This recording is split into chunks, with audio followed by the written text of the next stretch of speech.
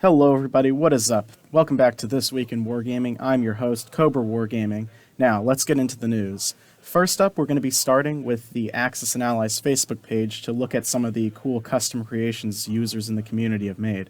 This first one is from the user Misha, and he is one of the admins of the Facebook page. He's also one of the designers for the Global War 1936 game that Historical Wargaming is under development for.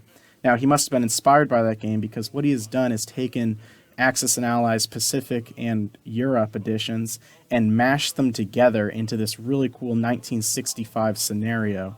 And as you can see, I really like this map. I definitely kind of want to print it out once I get my 65 units painted up for it, because the little features like North Korea and Vietnam look really fun to play on like the more tactical scale maps. Next up, we have this pretty cool map. This is by Dave Foster of the Axis and Allies community. He has made this really cool looking Battle the Bulge map, definitely inspired by the original Battle the Bulge game, but with some cool custom additions. I personally haven't played Battle the Bulge, but this one definitely looks pretty nice. I like the more realistic style of the map too, that comes with the more tactical scale games.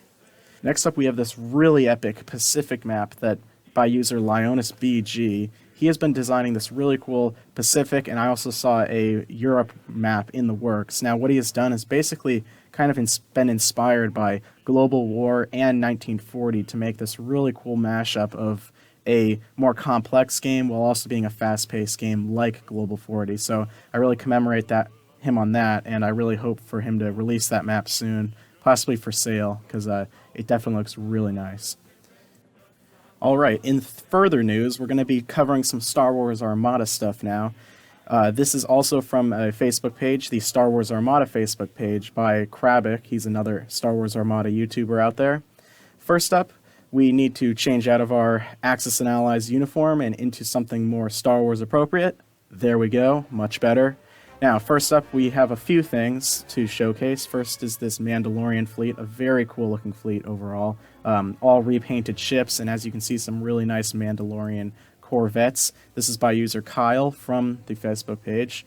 And those Corvettes are 3D printed, and I'm pretty sure they are from Mel's Miniatures, so very nice job on those.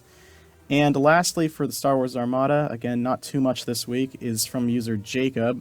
And he has done this really awesome hand-painted star map for his games. I would really like to play on this thing. It looks way better than a kind of blank star map that you usually get, with this really cool-looking nebula that kind of cuts through the center of the map.